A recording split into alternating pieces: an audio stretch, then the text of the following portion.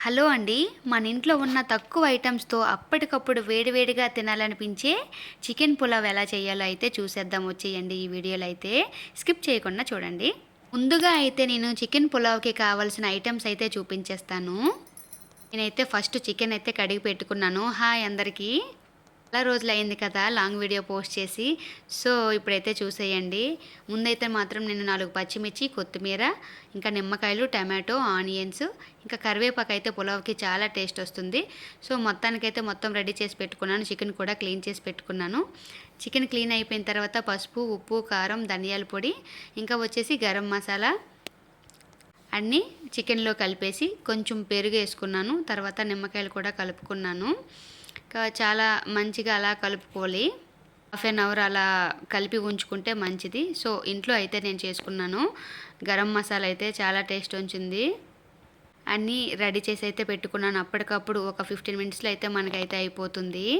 దానికి tomato cut చేసి, onions cut చేసేసి అన్నీ రెడీ చేసి పెట్టుకున్నాం కదా! సో, పులావ్‌కి రెడీ చేసేద్దాం వచ్చేయండి చూసేద్దాము.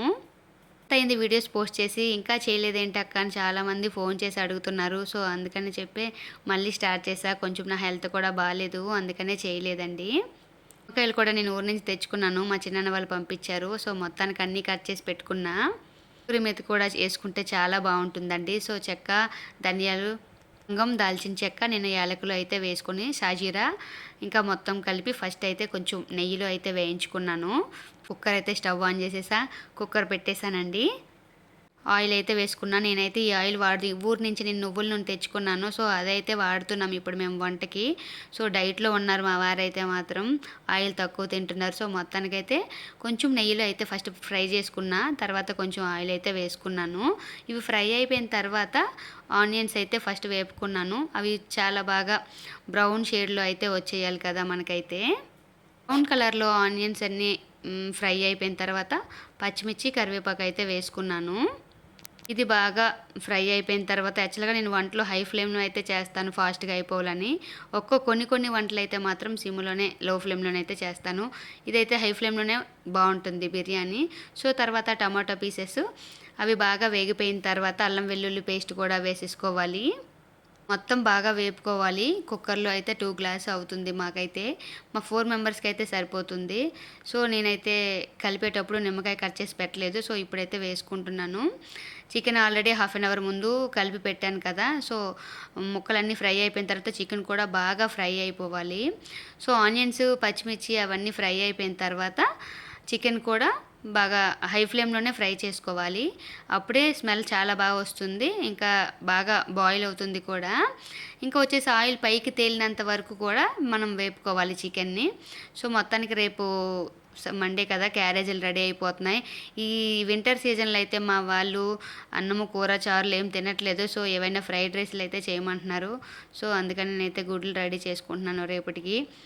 మొత్తానికైతే ఆయిల్ పైకి తేలినంత వరకు చికెన్ అయితే రెడీ అయిపోయింది.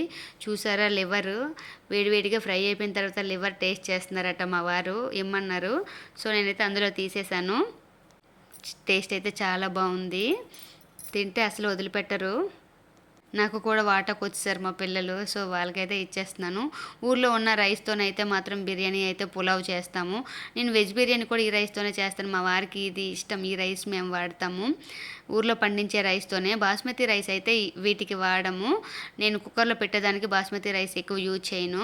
సో, మొత్తానికి ఒక కప్‌కి 2 కప్స్ వాటర్ ఏసి 3 విజిల్స్ వచ్చే వరకు అయితే నేను పెట్టేసుకున్నాను. విజిల్స్ వచ్చిన తర్వాత కొంచెం చల్లబడిన తర్వాత వేడివేడిగా ఇంకా బిర్యానీ రెడీ అయిపోయింది. ఎప్పుడు తిందామా స్మెల్ అయితే మామూలుగా లేదు. సో, చల్లగా ఉంది. వేడివేడిగా బిర్యానీ తినాలనిపిస్తుంది కదా! టేస్ట్ అయితే అద్దిరిపోయిందసలు.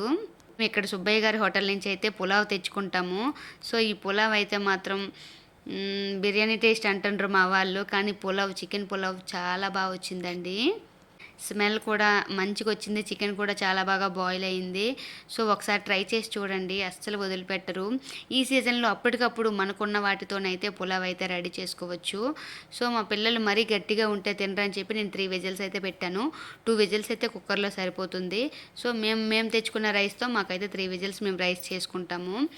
వేడివేడిగా అందులో పీసెస్ అయితే చాలా బాగా ఉడికిపోయాయండి. టేస్ట్ అయితే చాలా బావుంది. ఒకసారి అయితే ట్రై చేయండి. నా వీడియోని కానీ మీకు నచ్చినట్లయితే లైక్ చేసి నా ఛానల్ అయితే సబ్స్క్రైబ్ చేసుకోండి friends. Thank you for watching. Thank you very much. Thank you all.